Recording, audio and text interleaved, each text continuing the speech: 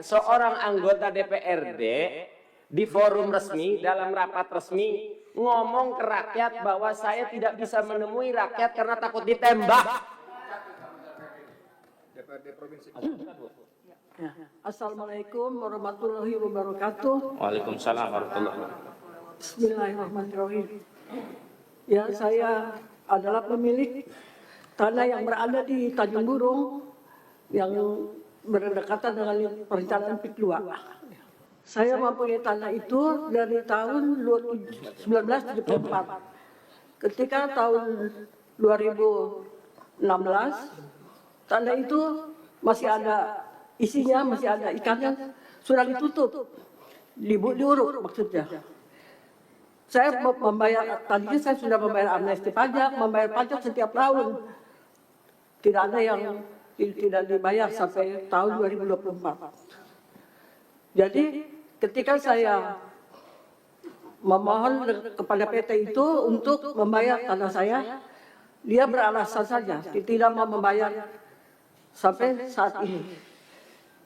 Ya itulah itu penjelasan dari saya. Mohon Bapak-bapak yang terhormat untuk membantu masyarakat yang Tanjung Burung pun banyak yang masih belum dibayar, Pak. Artinya dirampas betul. Itulah penjelasan saya. Terima kasih. Ya, terima kasih Pak Pimpinan yang saya hormati. Saya Charlie Chandra, saya sudah berjuang sejak 2013 Pak. Papa saya dijadikan tersangka atas tuduhan pemalsuan yang terjadi lebih dari 30 tahun yang lalu. Seharusnya tidak bisa diterima oleh polisi Pak. Tahun 2013 itu mereka PT Mandiri Bangun Makmur, Direktur Nono Sampono, mengambil surat kuasa dari ahli waris pemilik pertama. Bayangkan, pemilik yang sudah menjual tanahnya 35 tahun yang lalu bisa kasih kuasa ke Nono Sampono untuk menguasai tanah kami, Pak Pimpinan. Dan ketika itu terjadi, saya biarkan saja karena saya tahu saya tidak bisa melawan. Suatu hari saya punya saudara yang teman baik dengan Aguan, minta saya jual. Bayangkan, ini teman baiknya, itu saudara saya. Ketika saya mencoba negosiasi, malah saya dilaporkan ke polisi, Pak. Saya diundang ke kantor PIK 2, di situ sudah ada penyidik. Penyidik yang mentersangkakan papa saya sendiri, Pak. Dan ketika saya menolak, saya dilaporkan penggelapan. Sertifikat atas nama ayah saya sendiri, di mana penggelapannya. Dan itu sudah naik ke penyidikan, Pak. Akhirnya saya ketemu dengan polisi yang baik, yang lurus, Bapak Hengki Haryadi, dan itu di SP3 dengan alasan tidak cukup bukti. Namun, ketika saya mau balik nama dari ayah saya ke semua ahli waris, saya dilaporkan lagi. Tuduhannya pemalsuan surat. Sangat aneh, Pak. Ini pemalsuan surat masih haknya di kami kok. Nah, di sini ada oknum BPN yang bermain, Pak. Karena ketika PPAT memberikan berkas ke BPN, tiba-tiba berkas itu bisa beralih ke PT Mandiri Bangun Makmur yang dijadikan dasar untuk melaporkan saya 2 bulan kemudian. Jadi bulan Januari kita mengajukan balik nama, 22 hari kemudian BPN wilayah Banten membatalkan sertifikat saya yang sudah berumur 35 tahun dengan alasan cacat administrasi.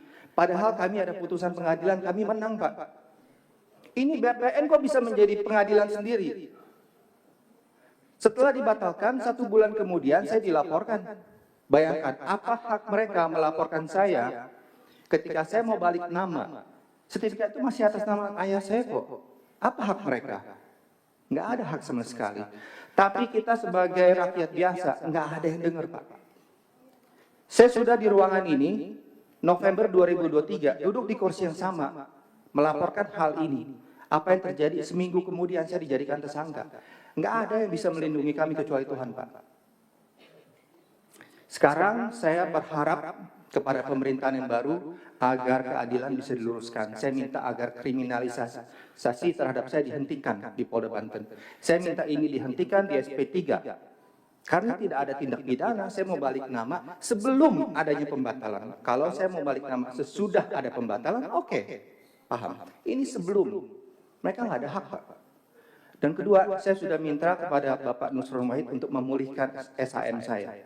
Karena SHM yang sudah 35 tahun tidak bisa dibatalkan dengan alasan cacat administrasi. Hak kontraktor sudah hilang. Harus ada putusan pengadilan. Lalu apa dasar mereka membatalkan sertifikat saya? Dengan alasan cacat administrasi 35 tahun kemudian. Dasarnya adalah permintaan dari Nono Sampono yang memberikan jaminan bahwa BPN tidak akan kena sanksi pidana dan perdata. Itu saja dari saya. Terima kasih Pak Pimpinan. Bismillahirrahmanirrahim. Singkat saja pimpinan, saya ingin melaporkan temuan di lapangan. Salah seorang anggota DPRD Kabupaten Serang bernama Haji Abdul Ghafur ketika dalam rapat resmi seperti ini, ketika itu dalam kasus pagar laut, beliau hanya mengecek, meminta keterangan dari pihak desa, dari Kades. Lalu waktu itu saya protes, kenapa tidak minta keterangan dari rakyat? Apa bahasanya pimpinan? Saya takut ditembak. Nggak tahu yang ngomong itu anggota DPRD. Iya, makanya kita sampaikan. Seorang anggota DPRD di forum resmi, seorang anggota DPRD di forum resmi dalam rapat resmi ngomong ke rakyat bahwa saya tidak bisa menemui rakyat karena takut ditembak. DPRD Kabupaten Serang namanya Abdul Ghafur dari fraksi PKB.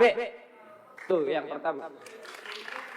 Berarti ada kekuatan besar ini, kita semua punya keyakinan dan justru malah kadang anggota polisi yang baik malah terjerat dengan seragamnya. Bapak-bapak di sini yang duduk di sini saya tahu terjerat dengan statusnya. Semua punya kepercayaan dan punya pengetahuan. Tapi justru jabatan menghalangi bapak-bapak di sini untuk bertindak. Kemudian yang kedua, hari ini saya masuk di gedung DPRD ini, tidak bisa masuk karena tidak memakai sepatu. DPR RI mah. Tapi aguan mengurup sungai masih bebas sekarang, Bapak Pimpinan.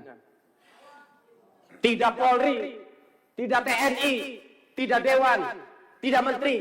Kenapa di negeri ini tidak ada yang berani sama orang yang namanya aguan? Saya bahkan tidak masuk di gedung milik rakyat hanya karena tidak pakai sepatu. Tapi aguan mengurugi sungai, tanah bengkok. Dan terakhir saya menemukan satu lagi Bapak Pimpinan, di BPN ada salah seorang anggota BPN Kabupaten Serang. Ngomong langsung saat rapat resmi, kata salah seorang anggota BPN, "Lo bagus Mahesa, tanahnya dijual 23.000 daripada digusur." Yang ngomong pegawai resmi anggota BPN. Ibu tolong dengerin Bu, Ibu dari BPN Bu.